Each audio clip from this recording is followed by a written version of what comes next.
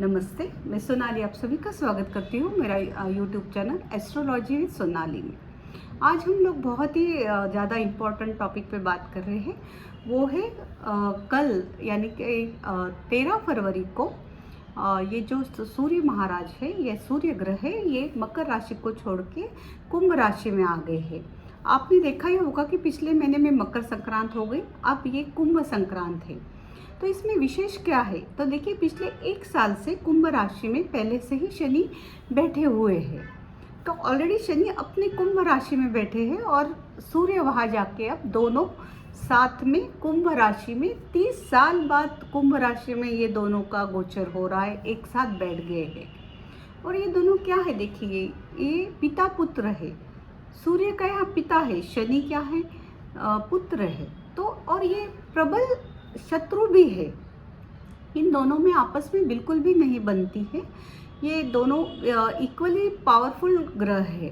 आप देखोगे तो सूर्य क्या है? देखिए, सूर्य जो है वो सत्ता में बैठे हुए जो बड़े लोग हैं उनको इंडिकेट करता है। शनि क्या है? शनि आम जनता को इंडिकेट करते हैं। सूर्य दिन है तो शनि रात है। सूर्य आग का गोला है तो शनि बर्फ है, बर्फ जैसा ठंडा है, बर्फ का गोला है। सूर्य ग्रहों का राजा है तो शनि क्या है? शनि न्यायाधीश है, कर्मफल दाता है। और ये दोनों पिता पुत्र है, तो दोनों ही इक्वली इम्पोर्टेंट ग्रह है हमारे लाइफ में। और ये जो प्रबल शत्रु भाव रखते हैं एक दूसरे के बारे में। तो जब भी अगर आपके मूल कुंडली में अगर कहीं से भी किसी किसी के कुंडली में अगर जन्म कुंडली में ये जो अगर योग होगा, शनि और सूर्य अगर साथ बैठे हैं, तो आप देखोगे कि ऐसे इंसान को जीवन में बहुत सारे झगड़ों का सामना करना पड़ता है। क्योंकि एक वर्ड में अगर मैं बताना चाहूँ तो ये बिल्कुल भी झगड़े को इंडिकेट करने वाली ये युति है। और ऐसे ये युति अभी 1 महीने के लिए हम सभी के जीवन में इसका ज़रूर इम्पैक्ट होगा। और जैसा मैं अभी आगे लग्न के हिसाब से ये गोचर में बताने वाली हूँ, तो हम सभी का किसी न किसी भाव में ये युति बनने वाली है और उसी का प्रभाव हमें मिलने वाला है।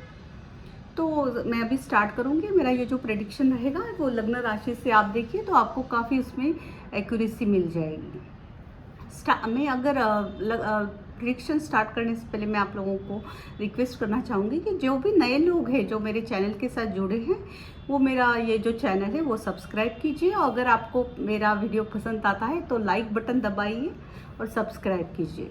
तो चलिए अभी हम लोग स्टार्ट करते हैं। 12 ही लग्नों में इसका जो इम्पैक्ट होने वाला है ये जोड़ी का, यानी कि सूर्य और शनि का। तो सबसे पहले हम लोग देखते हैं मेष लग्न के लिए। देखिए, मेष लग्न के 11 भाव में ये युति हो रही है, लाभ भाव में। मैं हमेशा कहती हूँ कि लाभ भाव में सभी ग्रह अच्छे होते हैं, और ये टाइम में मेष का जो लग्नेश है मंगल, वो उच्च यानी मकर राशि में भी बैठा हुआ है। तो आप कहीं ना कहीं से भी आपको गेन आप मिलवाना चाहेंगे, कहीं से भी इस तरह का आपका एटीट्यूड रहेगा। और ये लाभ भाव आपका एक्टिवेट हो रहा है, पर ये आपके झगड़े को भी इंडिकेट कर रहा है, यानी कि आपको लाभ होगा। पर कब? जब झगड़ों के बाद आपको लाभ होगा। और ज़्यादा तो ये झगड़े किन लोगों के साथ हो सकते हैं? आपको तो आपके बड़े बहन भाई या तो दोस्त, रिश्तेदार, इनसे आपके ये झगड़े हो सकते हैं। तो आपको इस मामले में थोड़ा संभल के रहना चाहिए। उसके बाद 7th दृष्टि जो है वो 5th हाउस में भी पड़ रही है। 5th हाउस हमारा संतान हाउस है, तो संतान के साथ भी आपके मनमुटाव हो सकता है। तो इस तरह से आपको ये थोड़ा सा संभल के ये गोचर आपको लेना चाहिए। अब बात करते हैं वृषभ लग्न की। देखिए, वृषभ लग्न के 10th हाउस से ये गोचर हो रहा है। और 10th हाउस से हम लोग हमारे जैसा बॉस होते हैं, जो अगर जॉब आप करें तो उसमें बॉस 10th हाउस से हम लोग दिखते हैं। या तो जितने भी वरिष्ठ लोग हैं, आपके पिता हैं, इन लोगों से आपका मनमुटाव हो सकता है, झगड़े इन लोगों के साथ आप लोगों के हो सकते हैं। तो आप अपने को, 1 ही महीने की बात है तो आपको थोड़ा संभल के लेना पड़ेगा। फिर इसकी डायरेक्ट 7th दृष्टि जो जा रही है वो जा रही है 4th हाउस में। 4th हमारा माता का घर है। घर में क्लेश हो सकता है, माता के साथ भी आपके थोड़े मनमुटाव हो सकता है। एक्चुअली माता, पिता, वरिष्ठ, बॉस, इन चारों लोगों के साथ आपके मतभेद हो सकते हैं। तो आपको ये संभल के लेना पड़ेगा। अब बात करते हैं मिथुन लग्न के लिए। देखिए मिथुन लग्न की ये जो युति हो रही है ये 9th हाउस में हो रही है, और 9th हाउस भाग्य भाव है, लॉन्ग जर्नी का स्थान है। तो आप देखोगे कि आपकी ट्रैवल होगी, बट ट्रैवल में आपको तकलीफ हो सकती है, आपकी हेल्थ बिगड़ सकती है, या तो आपका सामान जो भी है वो चोरी हो सकता है। तो आपको ये बहुत संभल के ट्रैवल में संभल के रहना चाहिए। फिर इसकी डायरेक्ट दृष्टि 3rd हाउस में जा रही है, तो छोटे भाई बहनों के साथ आपका मनमुटाव हो सकता है, या तो छोटी ट्रैवल या बड़ी ट्रैवल में आपको तकलीफ हो सकती है। तो आपको ये थोड़ा संभल के लेना पड़ेगा। इसके बाद बात करते हैं कर्क लग्न के लिए। देखिए कर्क लग्न के 8th हाउस से गोचर हो रहा है। तो 8th हाउस में हमेशा कहती हूँ कि अच्छा हाउस नहीं माना गया है। तो 8th हाउस में, और उसमें भी इस तरह से 2 बड़े और पापी ग्रह यानी सूर्य और शनि का गोचर हो रहा है। तो ये डायरेक्ट आपके हेल्थ पे इसका इम्पैक्ट हो जाएगा। ये आपको इंडिकेशन मिल रहा है, हेल्थ के लिए आपको थोड़ा सा ध्यान देना पड़ेगा। ज़्यादातर जब भी सूर्य अष्टम से भी गोचर और वो भी शनि के साथ कर रहा है, तो हार्ट की प्रॉब्लम ज़्यादा इसमें आप कुछ लोगों को हो सकते हैं। फिर ससुराल पक्ष की ओर से लोगों के साथ आपके कुछ झगड़े हो सकते हैं। 2nd हाउस में इसकी डायरेक्ट सन की दृष्टि जा रही है, तो आपको धन लाभ भी हो सकता है। इस तरह से आपको इसके परिणाम मिलेंगे। अब बात करते हैं सिंह लग्न के लिए। देखिए सिंह लग्न के 7th हाउस से ये गोचर हो रहा है, और मैं कहती हूँ 7th हाउस बड़ा ही डेलिकेट हाउस है। ये हमारे रिलेशनशिप का हाउस है, हस्बैंड वाइफ का, लाइफ पार्टनर का, या तो बिजनेस पार्टनर का हाउस है। तो आप देखोगे कि जैसे ये युति, जैसा शनि और सूर्य की युति 7th हाउस में बनेगी, इस वजह से ये महीना में आप देखोगे कि हस्बैंड वाइफ में काफ़ी एक्सट्रीम लेवल पे झगड़े हो सकते हैं। दूसरा कि लग्नेश आपका सूर्य है, वो लग्न को देख रहा है, तो नेचुरली आपकी हेल्थ अच्छी रहेगी, आप में कॉन्फिडेंस भी बढ़ा रहेगा, और आप में ईगो बढ़ सकता है, ईगो क्लैशेस भी आप लोगों के हो सकता है। तो आपको इस चीज़ों की ओर ध्यान देना पड़ेगा। अब बात करते हैं कन्या लग्न के लिए। देखिए कन्या लग्न के 6th हाउस से ये गोचर हो रहा है शनि और सूर्य का। मैं हमेशा कहती हूँ 6th हाउस से पापी ग्रहों का गोचर अच्छा फल देता है, बट किसी किसी मामले में, जैसे अभी ये नौकरी स्थान भी है, तो हो सकता है नौकरी में काफ़ी कुछ झगड़े हो सकता है, पॉलिटिक्स हो सकता है। इस वजह से मैं चाहूँगी कि आप बिल्कुल भी, अगर कुछ पॉलिटिक्स होता भी है, कुछ झगड़े होते भी हैं, तो भी वे शत्रुनाशक योग है, ये शत्रुहंता योग है, तो शत्रु दब जाएंगे। आप बिल्कुल भी अपना जॉब छोड़िएगा नहीं, 1 महीने का ही टाइम है, तो थोड़ा ये टाइम को आप संभाल लीजिए। फिर 12th हाउस में भी इसका सूर्य का नज़र जा रहा है, तो नेचुरली आपके थोड़े खर्चे भी बढ़ेंगे। अब बात करते हैं तुला लग्न के लिए। देखिए 5th हाउस से इसका गोचर हो रहा है सूर्य और शनि का, और 5th हाउस क्या है, संतान है, संतान स्थान है, और शनि और सूर्य भी पिता पुत्र है। तो ये टाइम में आप देखोगे कि आपके संतति के साथ आपके काफ़ी सारे झगड़े हो सकते हैं, मनमुटाव हो सकता है। तो आपको इस मामले में, अगर आपको पहले से ही ये बात पता है, तो आप थोड़ा सा पोलाइट रहिए, झगड़े ना हो ये देखिए।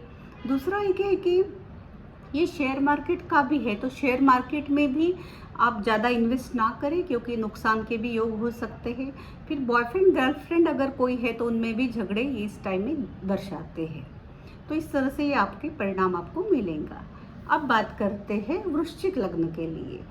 तो वृश्चिक लग्न के लिए ये जो है शनि और सूर्य की जो युति है, ये 4th हाउस से हो रही है। तो वृश्चिक लग्न की बात एक अलग है ये गोचर में, कि उनका जो लग्नेश है मंगल, वो उच्च में चल रहा है अभी, राइट। और शनि जो है वो सूर्य के कारण अस्त हो गया है।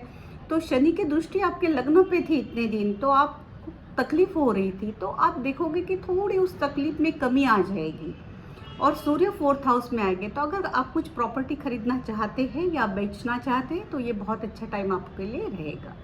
इस तरह से ये गोचर आपके लिए अच्छा रहेगा। अब बात करते हैं धनु लग्न के लिए। देखिए धनु लग्न के 3rd हाउस से ये गोचर हो रहा है। मैं हमेशा कहती हूँ 3rd हाउस से पापी ग्रहों का गोचर अच्छे फल देता है। शनि और सूर्य यहाँ पे गोचर कर रहे हैं, दोनों भी। इस वजह से एक तो मतलब सबसे पहले आपको केयर करने वाली बात ये होगी कि आप अपने छोटे भाई बहनों के साथ आपका वाद विवाद हो सकता है। या तो जो ट्रैवलिंग है, जो छोटी वाली ट्रैवल होती है ट्रैवलिंग, उसमें आपको तकलीफ आ सकती है, तो आपको उसमें थोड़ा केयर करना चाहिए। बाकी अगर जो लोग सोशल मीडिया पे है, राइटर है या एक्टर है, उन लोगों के लिए ये टाइम बहुत अच्छा रहेगा। फिर सूर्य की दृष्टि 9th हाउस में भी जा रही है, तो आपको भाग्य का साथ मिलेगा। इस तरह धनु लग्न के लिए ये इम्पैक्ट, ये प्रभाव आपको मिलेंगे। अब बात करते हूँ मकर लग्न के लिए। देखिए मकर लग्न का क्या है कि सूर्य शनि को अस्त कर रहा है, यानी कि आपके लग्नेश को अस्त कर रहा है। और ये जोड़ी कहाँ बन रही है? तो आपके 2nd हाउस, यानी कि आपके फैमिली हाउस में बन रही है, आपके धन भाव में, आपके कुटुंब भाव में ये बन रहा है। तो हो सकता है कि आपके कुटुंब के साथ झगड़े हो सकते हैं ये टाइम में। तो आपको, और आपकी जो लैंग्वेज है या भाषा है वो बहुत ज़्यादा हार्श होगी, तो आपको उसमें थोड़ा कंट्रोल करना चाहिए। दूसरा एक है कि ये आपका जो लग्नेश अस्त हो गया है, और ये हमारे खान पीन का भी स्थान होता है, तो आप ये टाइम में बाहर का खाना या तो स्पाइसी फूड खा के आपका हेल्थ में प्रॉब्लम हो सकता है, तो आपको ये अवॉइड करना चाहिए। इस तरह से इसके आपके परिणाम मिल जाएंगे। अब बात करती हूँ कुंभ लग्न के लिए। देखिए कुंभ लग्न के तो लग्न में ही ये युति हो रही है, तो देखा गया है कि जब भी लग्नेश कमज़ोर होता है तो इंसान बीमार हो जाता है। पर ये थोड़ा अलग केस हो गया है। तो आप देखोगे तो सूर्य की वजह से शनि अस्त हो गया है, पर सूर्य क्या है? आरोग्य का कारक है। तो 1st हाउस में सूर्य आके सूर्य अपना फल देगा। क्या फल मिलेंगे आपको?